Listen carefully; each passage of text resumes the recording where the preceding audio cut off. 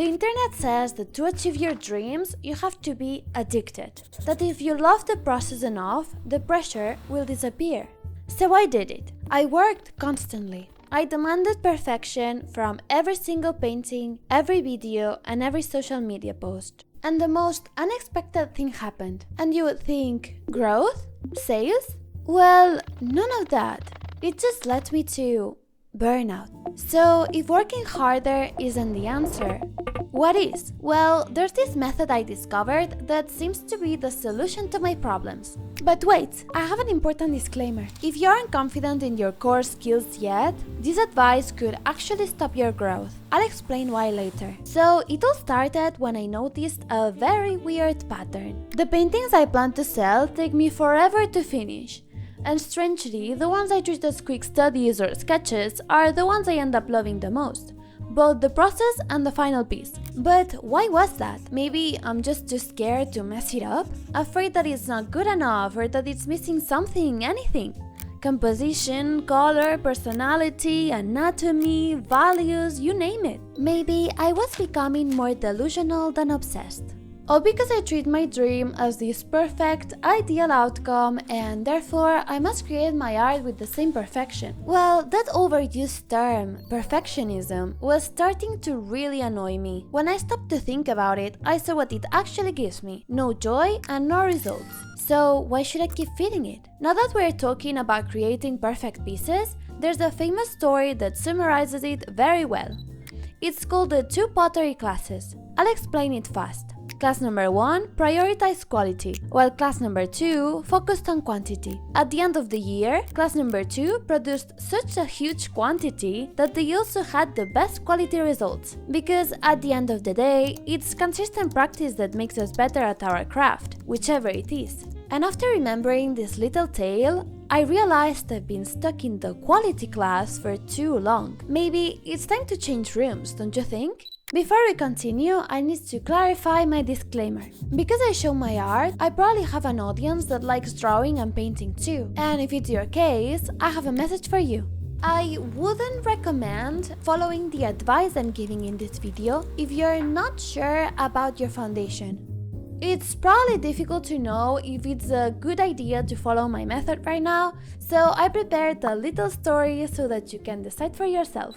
It goes like this. Imagine you want to create amazing figure paintings. Quite impressive, right? For an academic art lover like me, there's hardly a bigger flex than a masterfully crafted figure. But of course, you need a foundation, and that foundation is drawing. But here's the tricky part. You know it's all practice, so you log in and practice on those websites with models every day. And you never miss. Let's say you do this for an entire month. Well, I'm sorry to break it to you, but all of that practice might not be helping as much as you think. Maybe your drawings are getting a bit better, or maybe you're just making new mistakes that you can't spot yet. But overall, no major improvement. And then you remember my pottery class example and come to me asking, "But Rima, I did exactly what you said. I practiced a lot. Why isn't it working?" It seems like you forgot the most important part, so I'll be clear. Where is your foundation? Art is a tough love. Building a solid foundation takes time, like years. And that's the best news you'll get, because these foundation years are absolute gold. If you put in the work now, you won't spend years later trying to break terrible habits. And trust me, unlearning bad habits is a nightmare of its own. So what if you do have a solid base and could have done that same challenge just fine? Then it's time to introduce you to my good enough method. And here is where it gets interesting. My recipe for success has 3 steps that anyone can follow. First, the audience. If you're in the same position as me, even if you're putting in the work, it feels like no one is watching. And honestly, it's very discouraging, especially in the long run. Having an audience is the first ingredient to succeed. So I started looking everywhere for examples on how to be seen online, but if it can be, without burning out. After multiple useless websites, I took a break from that search, and it was then when I discovered the perfect case study that completely changed my perspective. And I found it in a rather peculiar way. I'm sure you remember that I check Pinterest more than any other social media, if it can be considered a social media, that is. Anyway, one day I was scrolling and found this little character I really loved, and the algorithm kept showing more and more of that same character, as if it was from a game I'd never heard of. But when I looked into it, I discovered it wasn't a game character at all. It was a VTuber, an artist VTuber who draws herself in all these different scenarios and styles. And since her avatar was all over my Pinterest, I ended up recognizing her instantly. She's the perfect example of a good brand recognition. And that's exactly what we need. If people recognize me, they are more likely to follow me. And that creates an audience. Which leads me to the second step. After spending several days drawing little Riri all over the place, I thought, hey, this is actually fun. Maybe I shouldn't overthink my art so much. And in that moment, it clicked. If obsession means no joy and no success, then letting go means fun and a lot of quantity. And that means... oh, that's it. I need imperfection. Realizing that perfectionism was holding me back more than it should really pissed me off. And that gave me the energy I needed to fight it back right away. In just one afternoon, I checked a ton of pictures, selected the ones I wanted to paint, put them all in a single presentation sheet, and chose one to start my imperfection journey. Well, imperfection journey is like a horrible name, but we're not gonna talk about that, okay? For the first time ever, I was going to treat my precious oil paintings as mere sketches. Just random, huge color studies. Yeah, I think the same. I chose a very big format to use the word sketch, and I also did it fairly well for it to be a study. But if I don't use these words, I don't know how else to put it. There are many productivity methods that describe a similar idea, but way better than I do. Like the 80-20 rule, for example. It's the one that says that 80% of your results come from 20% of your effort, but that final 20% of polish takes 80% of your energy. A bit confusing, I know. Well, I used to think that last 20% was crucial for an outstanding result. But over time, I've realized that most people don't even notice it. So what did I do? I eliminated it. It sounds a bit brutal, but that's the core mindset of my method. Let me do that again. Yeah, it is the core mindset of my method. The good enough method. And this way of working feels so freeing. Since there are no long finishing stage, no full render, and no tiny details to get stuck on, I could just focus on having fun and creating something that I truly enjoyed. And you know it wouldn't be one of my videos if I didn't explain how I created it. And there are many things I want to show you, so let's get started.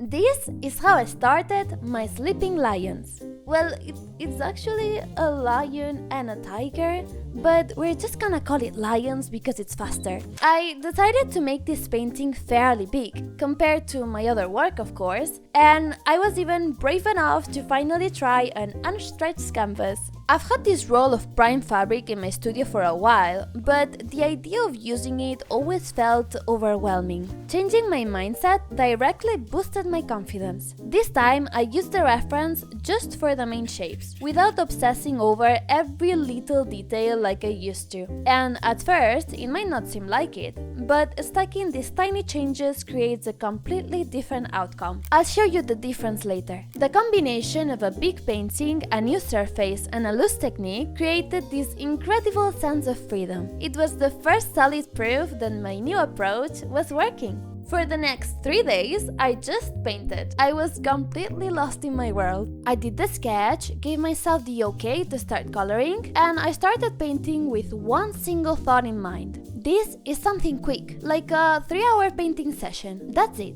Removing the pressure I usually put on my work was the key to settling into this method. It went like this. On the first day, I did a complete color pass. On the second, I tackled the more time-consuming parts: the tiger stripes, the connection between the mouth and the nose, and the different color variations in the fur. At the start of the third day, I saw that I already had a very solid piece. So I focused on cleaning up the whites and correcting areas that felt unfinished. My master used to say, an artwork must have the same level of render everywhere, or it will feel incomplete. I love an incomplete look, but only when it's intentional. You can always spot an area that's unfinished because it lacked attention. For me, that was the trees and the background. They needed a little punch, an ever so slightly little punch. Just like this. Yeah, nothing amazing, but it's good enough. This time I could actually record the whole process because it didn't take me forever to finish, which I'm very happy about. Not only do I get to share more of how I create my art, but I can also make more paintings and more videos. I know, being able to finish a painting fast is amazing, but I have to say that it requires a lot of concentration and confidence in your work. Not having a clear image can slow the process a lot, so if you try it, keep that in mind. There's an important thing I'm missing though. There's something that attracts way more than doing many works constantly, and that is having fun. There's a special energy about people that enjoy what they do. They are like a magnet. Someone that has fun doesn't have to say it, you can feel it. And I'm sure that that is noticeable through art too. So even if I change all these thoughts and embrace imperfection, I can't really grow if I don't listen to myself and choose what makes me happy. And that means choosing the topics I want, painting in the way I like, and letting go of what I think is correct.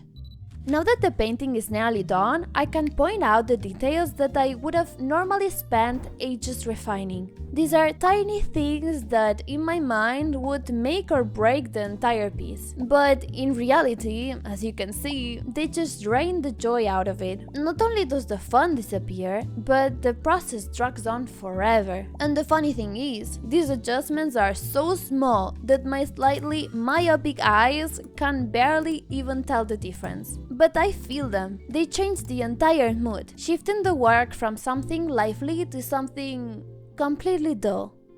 While you meditate about whether or not you should follow my method, I'll start calculating the price of today's painting. If we were to frame this painting, it would measure around 84 per 46 centimeters. And then I multiply that by the cost per centimeter to obtain the final price. As always, this price includes a certificate of authenticity, worldwide insured shipping, and an option to split the payment. All the details are on my website. I totally agree that my lions, and any of my previous works really, make a great art decoration for your house. But if it feels too heavy right now, just know that my commissions are open, and the price can be as much or as little as you want. Oh, and I nearly forgot. This time I've also added 2 small watercolor paintings. Since they are studies, I've priced them ridiculously low. I thought about making a video about them, but I didn't know what to explain, so they only got a tiny appearance in my last video. Poor things. Either way, I'm sure they would look amazing in any room, so be sure to check them out too. Maybe it's exactly what you need. I actually thought about naming this video "Stop Doing Your Best." But that's not quite right, because this method isn't about being lazy or not wanting to grow. It's about removing the pressure of needing to be the best. And wanting to be the best all the time, even if it's within your own capabilities, can put you in a cage. So ultimately, this whole process is just about one thing: replacing the pressure of perfection with the freedom of practice. Creating a lot with so little stress that it will naturally attract your success. My good enough method might seem like another 3-step formula, but honestly, it's a very new thing to me to feel this happy and energetic while working, and it's definitely something I wish everyone could experience. So, do you have any plans for today? I'll go create multiple paintings just for the fun of it. Wanna join?